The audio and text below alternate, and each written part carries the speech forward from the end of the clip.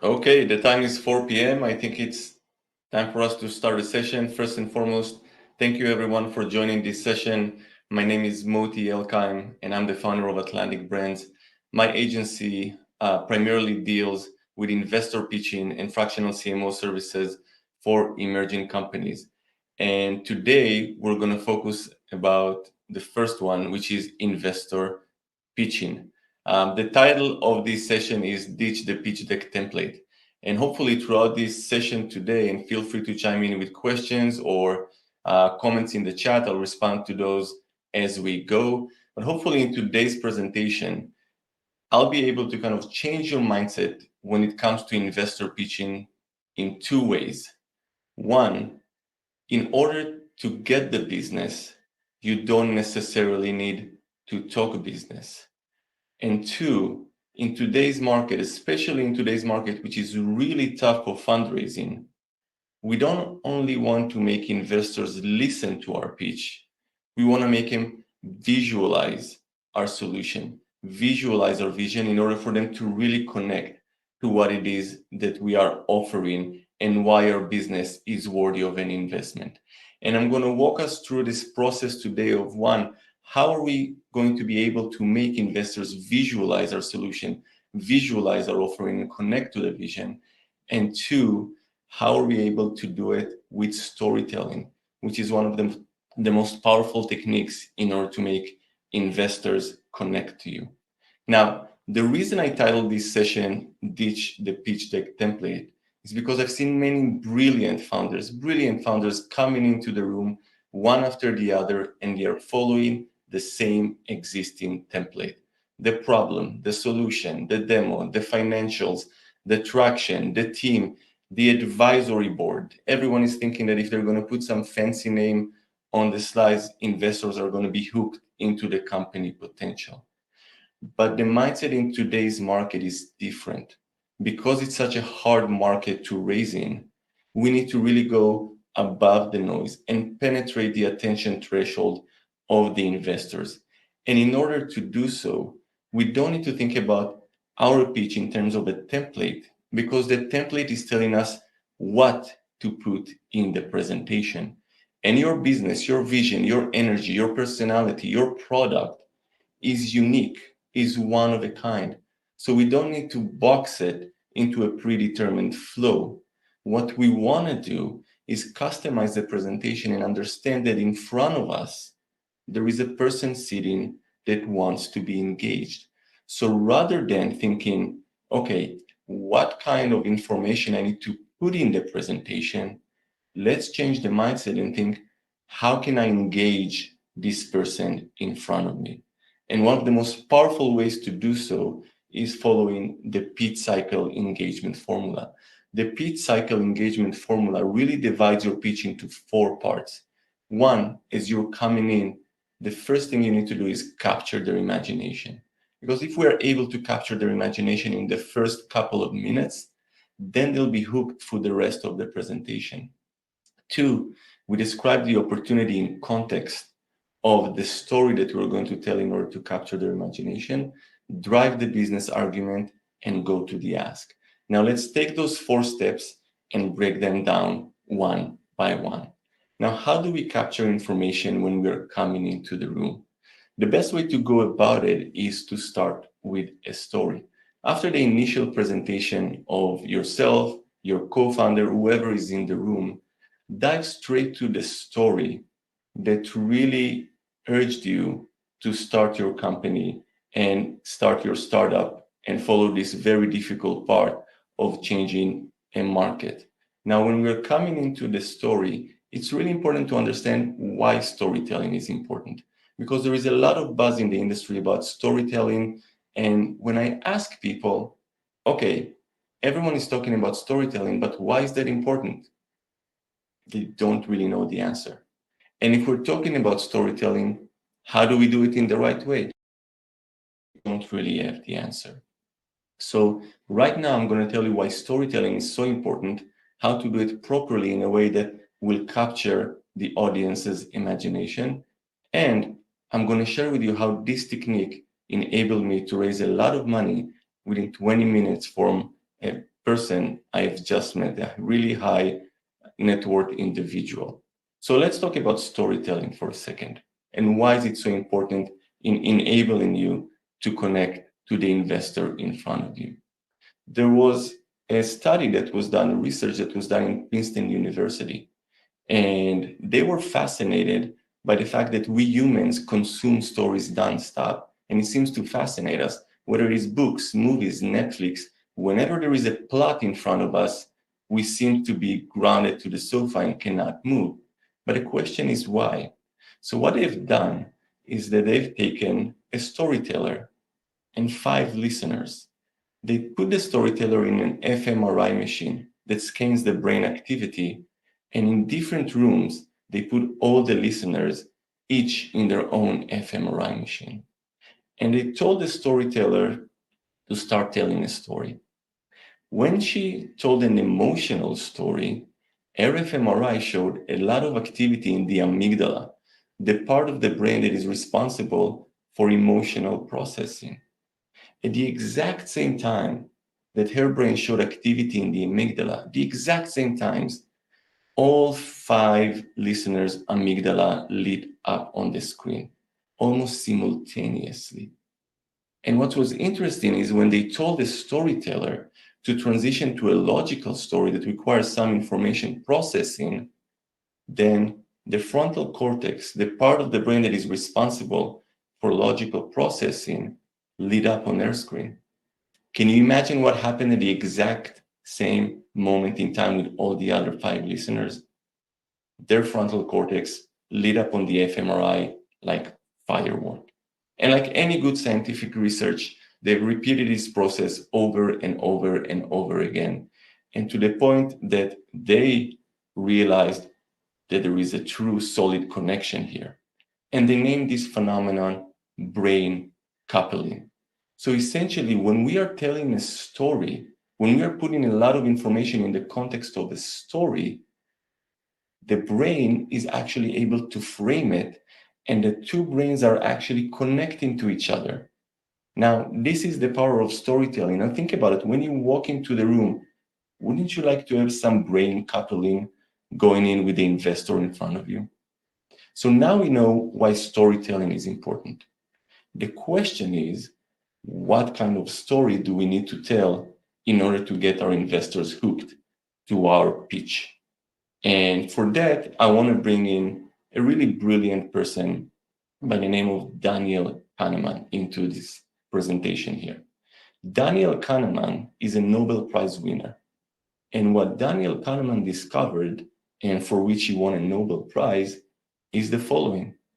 He simply said, human beings are not rational decision makers. Yep, you heard me right. Human beings are not rational decision makers. In fact, 95% of the decision we are making in our lives are emotionally driven. Only 5% of the decisions are logically driven. Now let's think about it for a second. When we want to leave a job, what it is that comes to mind? We don't like our boss, we don't like our colleagues. Everything is done in an emotional, by an emotional drive. When we want to start a company, what it is that we're following? We're following a dream.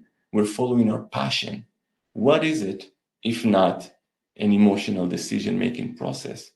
But let's put it in the context of business and pitching, which is why we are here today. Mark Cuban said once, when a founder is standing in front of me, within 3 minutes, I'll know if I'm about to invest in that founder or not. Now, 3 minutes is not enough time for a demo, is not enough time to go over the business model, is not enough time to go over traction, is not enough time to pretty much go over anything. But 3 minutes is enough time to tell a good story, get the brain coupling working, and bring an emotional component to it, because most decision making in our lives, even in business, is emotionally driven. If Mark Cuban is able to make $1 million decision within 3 minutes and following his gut, then even those heavier investors on the market, and you can research it. across all of them, Jeff Bezos, Mark Cuban, they're all saying that it is the gut, the emotion, the appreciation of the person in front of them that makes them invest in that founders or the company. So now that we know that we want to start our presentation with a story because we can get the brain coupling going right away, and we know that we want to create an emotional story, the question is, how does it come into play? Now, when I say emotional story, I don't mean that we have to tear, to make the investor in front of us be in tears and exaggerate, the emotional range of our pitch. It needs to be sincere. It needs to be real. And I'm going to give you an example of how I was able to raise a hefty amount of money from an individual I just met based on the principles I just told you. So remember, the first part of the pitch cycle is capture imagination. Once you're capturing their imagination, the rest is easier to discuss. So I was at a dinner once, and I sat next to this high net worth individual, and she asked me, what do you do for a living? And at that time, I was the VP of marketing for a company called Carbine. Phenomenal company that for the first time enables 911 centers to communicate with callers via video or text messages without the need of an app. Brilliant solution. So she asked me, what do you do for a living? And I said, well, I can tell you what I do for a living, or I can tell you a story. And she said, I prefer to listen to the story. So I said, okay. Well, I work for this company, Carbine, and I told her exactly what I've just told you about the video and the text messages. And I told her, and let me tell you why is this important. Because 2 weeks ago in Stark County, Ohio, a woman called 911. And the 911 call taker answered the phone as the protocol dictates, saying, 911, what's your emergency? There was no answer on the line. 911, what's your emergency? There is no answer on the line. He followed for the third time, 911, what's your emergency? And that is when he started hearing heavy breathing on the line. Then he realized that it's something wrong, and the person on the other side of the line is not able to talk. They're probably in some kind of danger. So he sent her the Carbine link and opened a text message directly to her phone. And he wrote, this is 911, what is your emergency? The woman on the other side wrote, my husband, who got severely drunk, beat me, forced me to a mattress on the floor, and put a shotgun between us. He told me that if I'm going to move, he's going to pull the trigger. He's asleep. Please come quickly. And she's texting all of that to 911. The 911 operator told her, don't worry, police is on the way. She wrote back, please don't come with sirens. I don't want him to wake up. The resiliency of this woman is absolutely remarkable. And he assured her in a text back that they're not going to operate the sirens. He asked her, where are you in the house? And she said, second floor, right to the stairs. As police officers came into the house, they walked quietly to the stairs, turned to the right, and the 911 call taker wrote to her, are you able to stand up and run outside? She said, yes. And he wrote back, on the count of 3, I want you to run out and the officers are going to run in. Ready? She texted back, ready.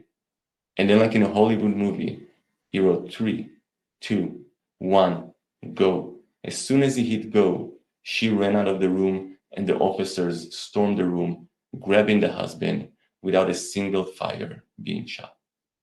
So I looked at that individual and I said, in the world of 911 today, the only way of communication is by phone.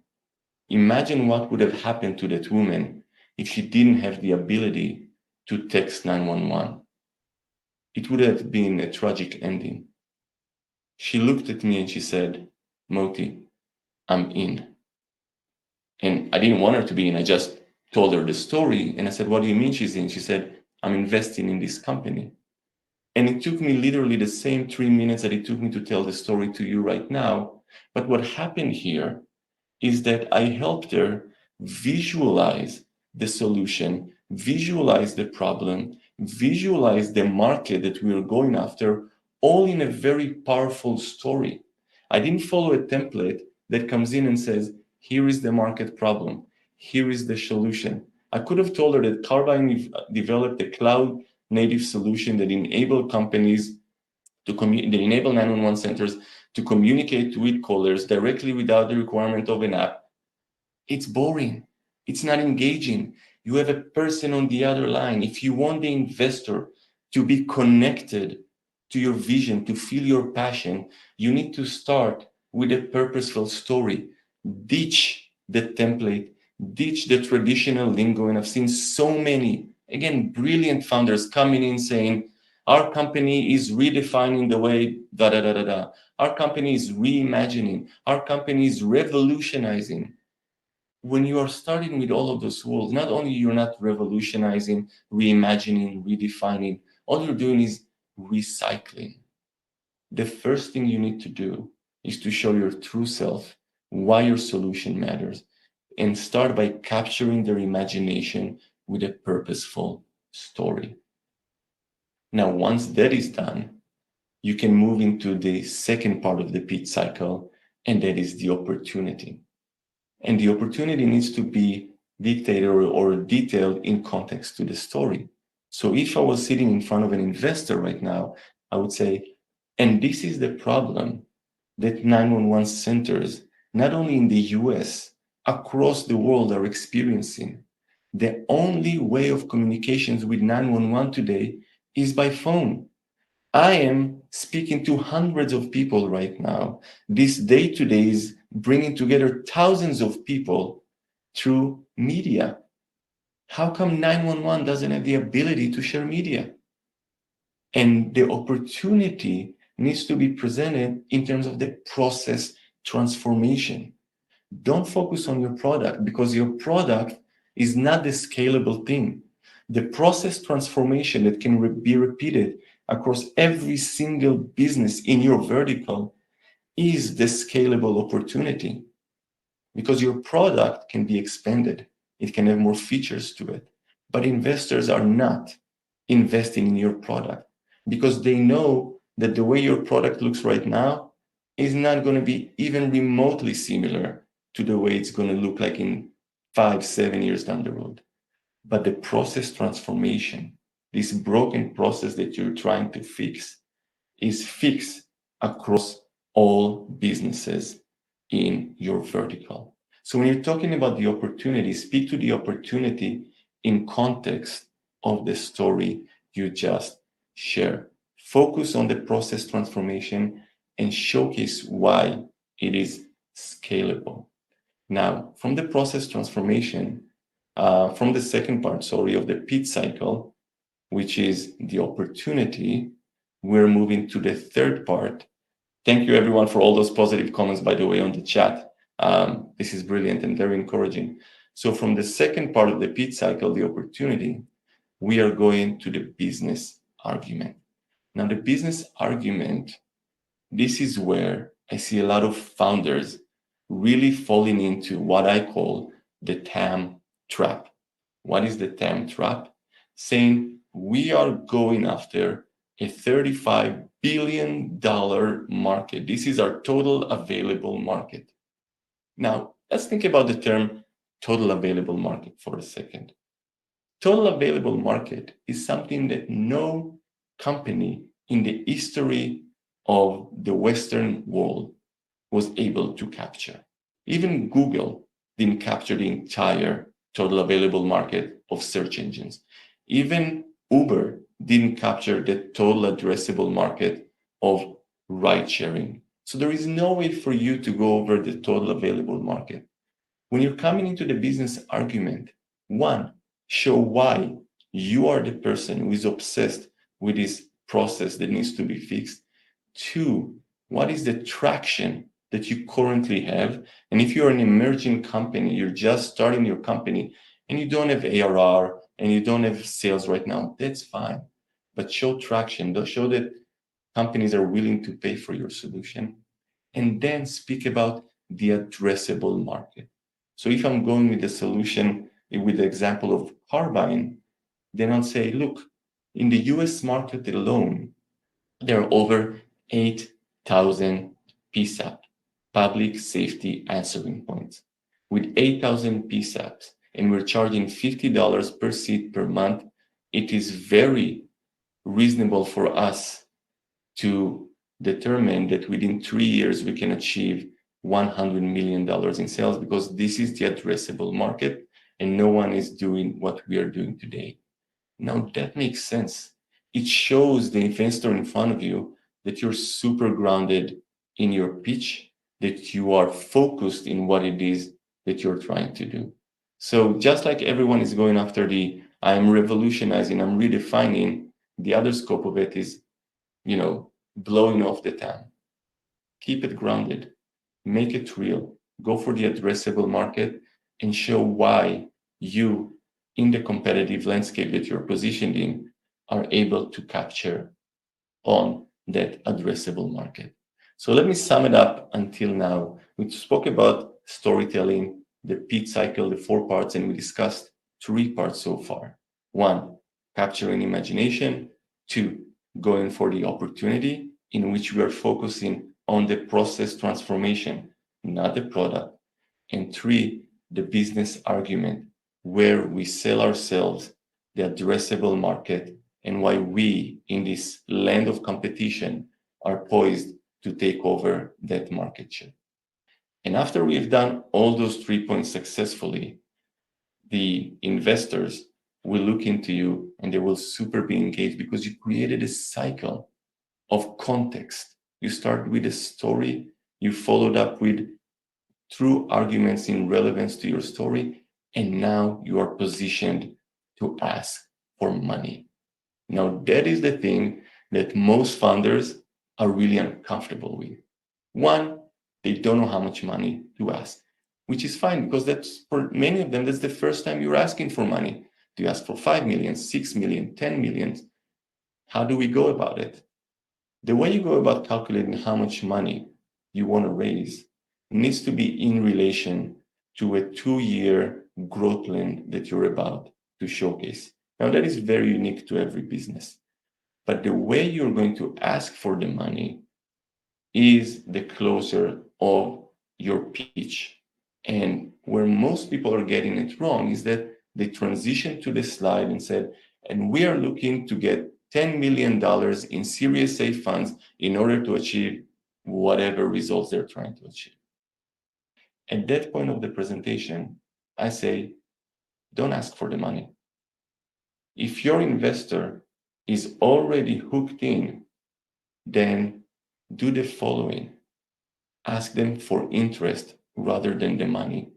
Use the following. And if you find, let's assume you're the investors and I'm pitching. And if you find everything I've shared with you so far compelling, and you're interested in learning how we're going to allocate the $10 million round A raise to grow this company to such and such results, I would love to share our go-to-market with you. Studies show that by asking for interest, you're 40% more likely to get a nod saying, yes, I want to listen to the rest of the presentation. You don't want to end the presentation with an ask, because let me tell you something. No one likes it when someone else is asking money from them. Not you, not me, and you'll be surprised, not even investors. They don't want to be asked money. They want to be part of the conversation. So ask them if you're interested in learning how we're going to allocate the $10 million round A series. Look, we have about 5 minutes left, and I want to leave some room for Q&A. I see a lot of comments in the chats, but what I want to do is just summarize with the fact that, look, the investor in front of you is just another human being like you. When we're coming into the room, we tend to think that investors are these cold, calculating, money-making, risk-optimizing machines. No, their decision-making process is just like yours and mine. It's emotionally driven.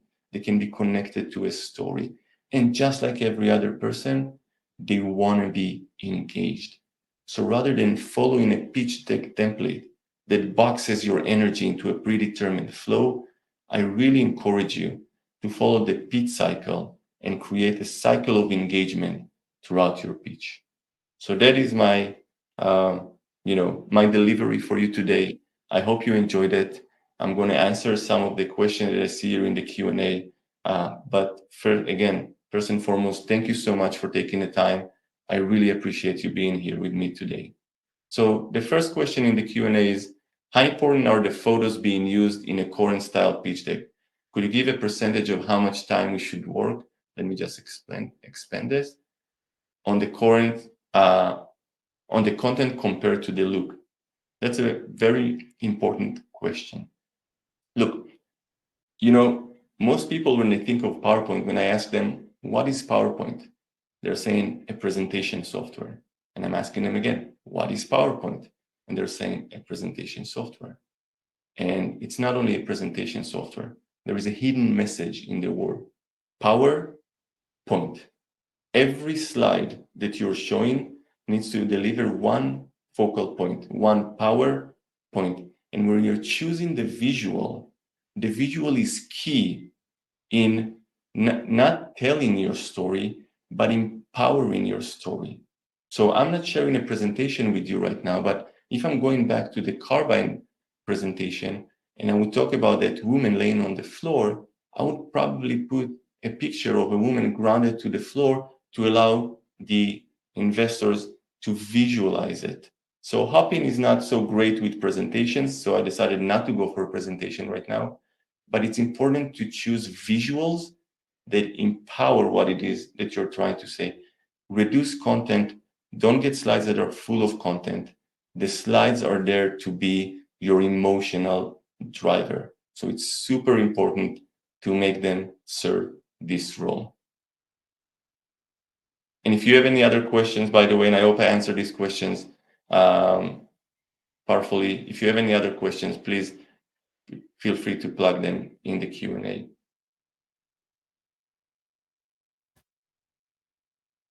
Okay, if that is it, we have a couple more minutes left. Oh, I see some more questions. Can this pitching apply in writing to an investor? Yes, absolutely. So a lot of time we're sending along a pitch deck before our pitch. So when you're crafting your pitch deck, allow the investors to walk through a story. Don't segment your slides as to one, problem, two, solution. Don't be afraid to kind of create steps in the slides that one slide is complementing the other. Use it because you're not there. You can put some text next to the slide, but create a story flow rather than a deck flow. It will make the entire experience more engaging to the investor as they're flipping over their pages. It's just like they're reading a story. It's like a short story. So treat your pitch deck, your standalone pitch deck, as a short story that you're walking the investors through. Another question, I have trademarked and created a product to disrupt the industry in a positive manner. How do I infiltrate a monopolized market? That's a heavy loaded question. There are a lot of ways to go about it. In the market today, in the US at least, there are very big companies in the product field vertical that you described. A big thing today in go-to-market is start with niche and then scale. In the past, investors and even companies would be afraid of the word niche. But today, niche is extremely powerful because even the big players cannot own everything. And there are always niches that are exposed as a penetration mode in marketing to scale upon. So find your niche, find your early adopter, and then you'll be able to grow. Okay, once again, thank you everyone for joining today. If you want to look me up on LinkedIn, my name is Moti Elkaim. My email is moti@atlanticbrands.co. And I hope you enjoyed this session and I hope you enjoyed this day. It was a privilege being with you today. Thank you so much.